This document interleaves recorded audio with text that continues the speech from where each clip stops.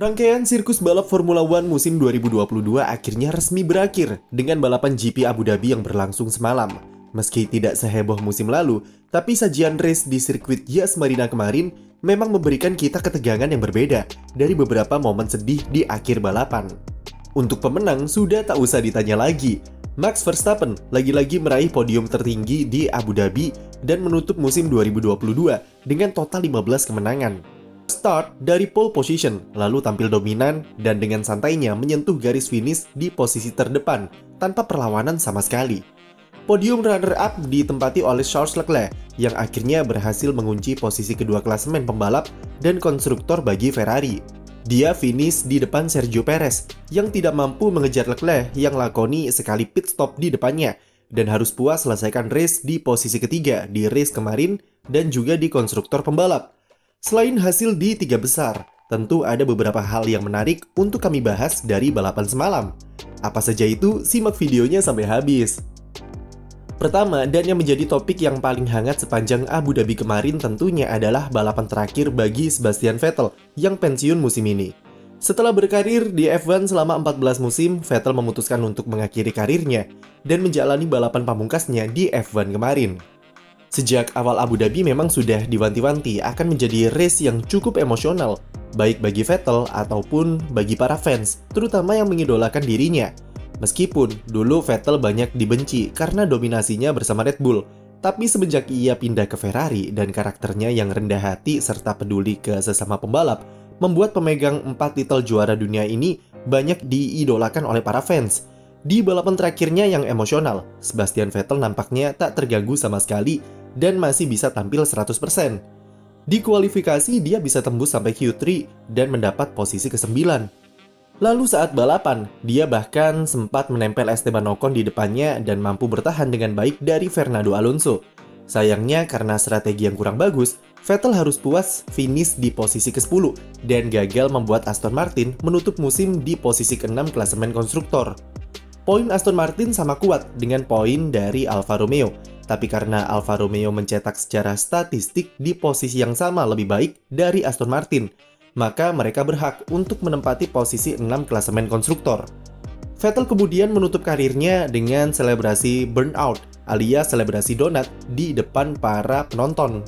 Entah di masa depan dia akan kembali atau tidak. Karir Sebastian Vettel sangat pantas ditutup dengan sambutan yang luar biasa seperti kemarin dan menjadi perpisahan yang manis bagi sang juara dunia. Selain Vettel, beberapa pembalap juga lakoni perpisahan mereka dengan timnya sekarang dan wajahnya akan menghilang dari F1 musim depan. Entah itu untuk sementara waktu ataupun bisa saja tidak kembali lagi. Ada Daniel Ricciardo yang kontraknya diputus McLaren akhir musim ini untuk memberikan jalan kepada Oscar Piastri untuk gabung tim tersebut. Performa buruk berkepanjangan membuat Ricciardo harus rela didepak dari McLaren dan ia tidak mendapat kursi musim depan. Praktis, GP Abu Dhabi semalam menjadi race terakhirnya semenjak balapan debutnya pada tahun 2011 silam. Nama Ricciardo sebenarnya terlalu disayangkan untuk menghilang dari balap F1. Tapi apapun yang terjadi musim ini, itu tidak akan mengubah fakta kalau Ricciardo adalah salah satu pembalap spesial di F1 dengan koleksi 8 kemenangan. Semoga saja pembalap Australia ini cepat comeback ke grid di musim 2024 nanti. Gosipnya tahun depan Ricciardo akan menjadi pembalap cadangan di tim lamanya yaitu Red Bull.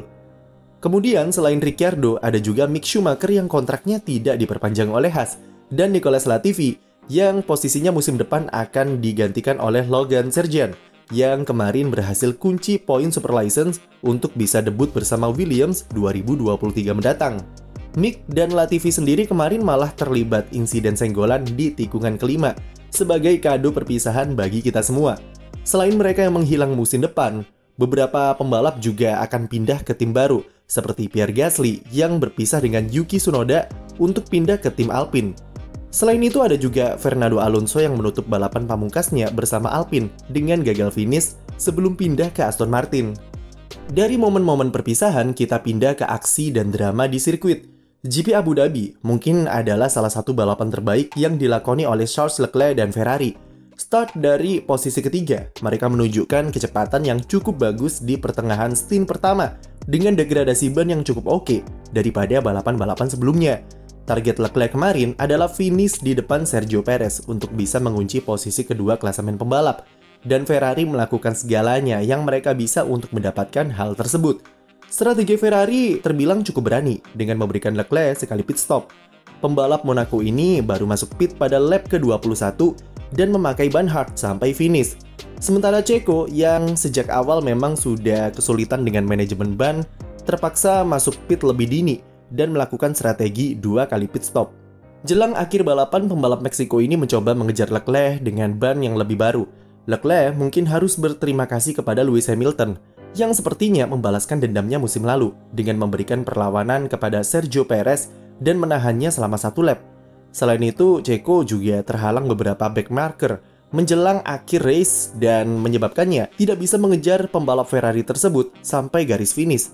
Alhasil, Charles Leclerc berhasil selesaikan lomba di podium kedua dan memastikan posisi runner-up di klasemen.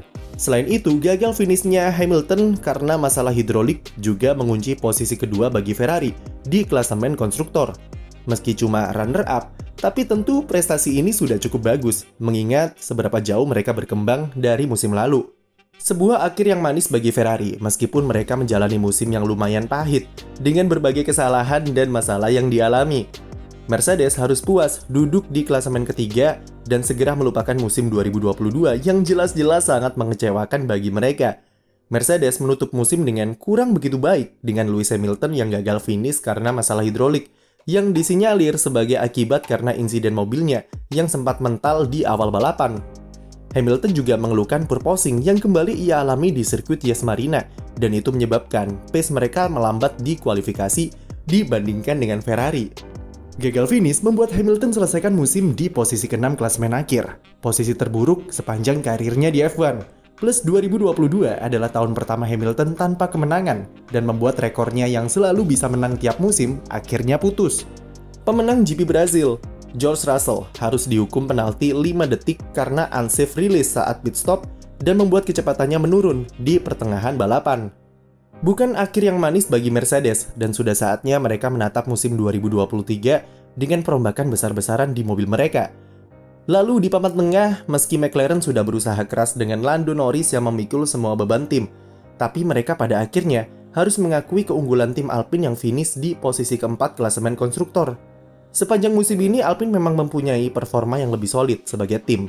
Meski kerap dilanda nasib kurang beruntung, tapi sekalinya mereka tampil tanpa gangguan, kedua pembalapnya mampu memberikan jaminan lumbung poin bagi Alpine. Berbeda dari McLaren, yang cuma mengandalkan Lando Norris, dan itu dibuktikan dengan sang pembalap yang duduk di posisi ke-7 klasemen atau best of the rest. Lalu beralih ke tim kesayangan kita semua, siapa lagi kalau bukan tim Haas, yang berhasil kunci posisi ke-8 di klasemen konstruktor. Meski kemarin bukanlah race yang bagus bagi mereka, tapi karena AlphaTauri gagal raih poin, akhirnya membantu Haas untuk menutup musim di posisi 8 dengan mendapat tambahan beberapa juta dolar yang bisa berguna untuk pengembangan mobil musim depan. Poin yang Kevin Magnussen raih di GP Amerika Serikat dan sprint di Brasil kemarin sangat krusial untuk apa yang dicapai oleh Haas musim ini. Mengingat tahun lalu mereka cuma menghuni juru kunci, maka finish di posisi ke-8 adalah sebuah prestasi yang cukup membanggakan bagi tim seperti Haas. Jadi, apa momen favorit kalian sepanjang race kemarin? Tulis di komentar, serta jangan lupa beri like dan subscribe untuk konten F1 lainnya. Dan terima kasih, Sebastian Vettel.